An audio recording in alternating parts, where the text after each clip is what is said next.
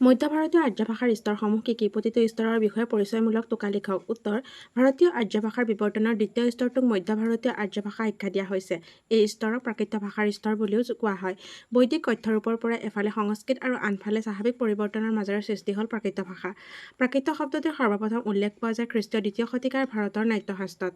খ্ৰীষ্টীয় ৭ম শতিকাত আচাৰ্যদন্তীয়ে কাব্যদৰ্শত সাহিত্যিক ভাষাৰূপে প্ৰাকৃতক স্বতন্ত্ৰতা মৰ্যাদা দিয়ে। সংস্কৃতৰ আদৰ্শত গঢ় লোৱাৰ বাবে আৰু কিছু পৰিমাণে কৃত্ৰিম ৰূপেৰে সাহিত্যত ব্যৱহৃত হোৱাৰ বাবে ইয়াক সাহিত্যিক প্ৰাকৃত আখ্যা দিয়া হৈছে। আনুমানিক খ্ৰীষ্টপূৰ্ব ৬ষ্ঠ শতিকাৰ পৰাই খ্ৰীষ্টীয় ১০ম শতিকালৈকে পৰিব্যাপ্ত এই প্ৰাকৃত বা মধ্য ভাৰতীয় আৰ্য ভাষাৰ ঐতিহাসিক বিৱৰ্তনক ভাষাতত্ত্ববিদ পণ্ডিতসকলে তিনিটা স্তৰত ভাগ কৰিছে। ক. আদি স্তৰ বা প্ৰাচীন প্ৰাকৃত খ্ৰীষ্টপূৰ্ব ৬ষ্ঠ শতিকাৰ পৰা খ্ৰীষ্টীয় ১ম শতিকালৈ। খ. মধ্য স্তৰ বা মধ্য প্ৰাকৃত খ্ৰীষ্টীয় ১ম শতিকাৰ পৰা খ্ৰীষ্টীয় ৬ষ্ঠ শতিকালৈ। গ. অন্ত স্তৰ বা অন্ত প্ৰাকৃত খ্ৰীষ্টীয় ৬ষ্ঠ শতিকাৰ পৰা খ্ৰীষ্টীয় ১০ম শতিকালৈ।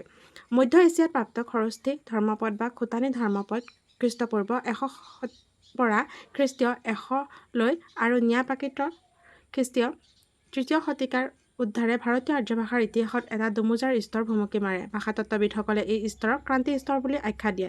এই স্তৰৰ বিস্তৃতি খ্ৰীষ্টপূৰ্ব ১ম শতিকাৰ পৰা খ্ৰীষ্টীয় ৩য় শতিকালৈ। পৰিৱৰ্তিত ভাষাৰূপৰ সৈতে সংগতি ৰাখি প্ৰাকৃত বা মধ্য ভাৰতীয় আৰ্য ভাষাৰ স্তৰভেদে বিভিন্ন প্ৰকাৰৰ সাহিত্যৰ সৃষ্টি হয় আৰু পালি সাহিত্যিক প্ৰাকৃত অপভ্ৰংশ আৰু অৱহট্ট ভাষাৰ ৰচিত সাহিত্যৰ মাজেৰে এই স্তৰ সুসমৃদ্ধ হয়। এই স্তৰটোক পালি প্ৰাকৃত অপভ্ৰংশ ভাষা আৰু সাহিত্যৰ যুগ বুলিও জনা যায়।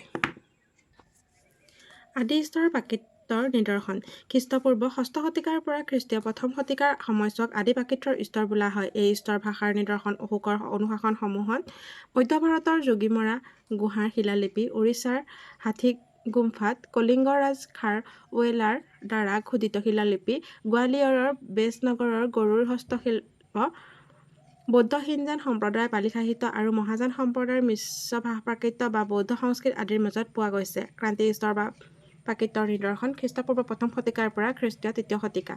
মধ্য এছিয়াৰ মাইনৰৰ খোটান অঞ্চলৰ প্ৰাপ্ত খৰস্থী লিপিত লিখিত খোটানী ধৰ্মপদ আৰু প্ৰাচীন চানচান ৰাজ্যৰ নিয়া নামৰ অঞ্চলত উদ্ধাৰ হোৱা খৰস্থী লিপিত লিখিত বস্তু বেচা-কিনা কৰা দলিল পত্ৰৰ ভাষা। ন্যায় প্ৰাকৃতৰ মাজত এই স্তৰৰ ভাষাৰ নিদৰ্শন আৱিষ্কৃত হৈছে। মধ্য স্তৰ প্ৰাকৃতৰ নিদৰ্শন: প্ৰাকৃতৰ স্তৰ বোলে এইছোৱা সময়ত মহাৰাষ্ট্ৰীয়, সৌৰসেনী, মাগধী, অৰ্ধ-মাগধী আৰু পৈশাচিক এই ৫টা সাহিত্যিক প্ৰাকৃতৰ ব্যৱহাৰ আছিল। এই স্তৰৰ নিদৰ্শন যেনে অশ্ৰঘোষৰ প্ৰাচীন সংস্কৃত নাটকত সাৰিপুত্ত প্ৰকৰণৰ প্ৰাকৃতাংশ, ভাৰতৰ নাট্যশাস্ত্ৰত উল্লেখিত ধোৱা গীত, ভাস কালিদাস আৰু পৰৱৰ্তী নাট্যকাৰৰ নাটকৰ প্ৰাকৃতাংশ, অৰ্ধ-মাগধীত ৰচিত জৈন শাস্ত্ৰ, মহাৰাষ্ট্ৰৰ প্ৰাকৃতত ৰচিত বিভিন্ন কাব্য কবিতা আৰু গীত।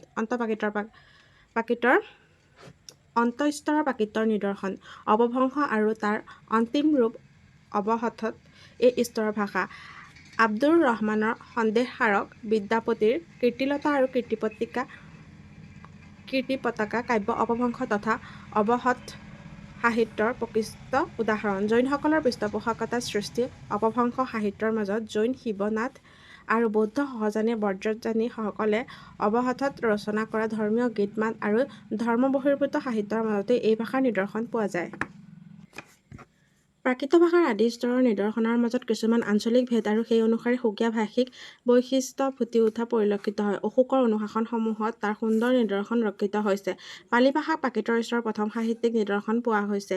পালি হ'ল প্ৰাচীন প্ৰাকৃতৰ ওপৰত ভিত্তি কৰি গঢ়ি উঠা বৌদ্ধ ধৰ্ম সাহিত্যৰ ভাষা। প্ৰকৃততে পালিক ক'ব পাৰি বৌদ্ধ প্ৰাকৃত। এই ভাষাত বৌদ্ধ বচন সংকলিত হৈছে। পাঠ পালন কৰা বা পাঠ সংৰক্ষণ কৰা অথবা পংক্তি আদিৰ পৰা পালি নামৰ উদ্ভৱ হৈছে বুলি ভাষাতত্ত্ববিদসকলৰ মত আগবঢ়াইছে। এইদৰে মধ্য ভাৰতীয় আৰ্য ভাষাৰ স্তৰসমূহৰ বিষয়ে জানিব পাৰি। ভাৰতীয় আৰ্য ভাষা: প্ৰাচীন ভাৰতীয় আৰ্য ভাষা, তাৰ দুটা ভাগ সাহিত্যিক বা বৌদ্ধিক, লৌকিক। লৌকিক ভাষাৰ প্ৰাকৃত আৰু সংস্কৃত। প্ৰাকৃত হৈছে মধ্য ভাৰতীয় আৰ্য ভাষা। ধন্যবাদ। ভিডিঅ'টি ভাল পালে লাইক কৰিব, কমেণ্ট কৰিব আৰু চেনেলটি প্লিজ ছাবস্ক্ৰাইব কৰি দিব।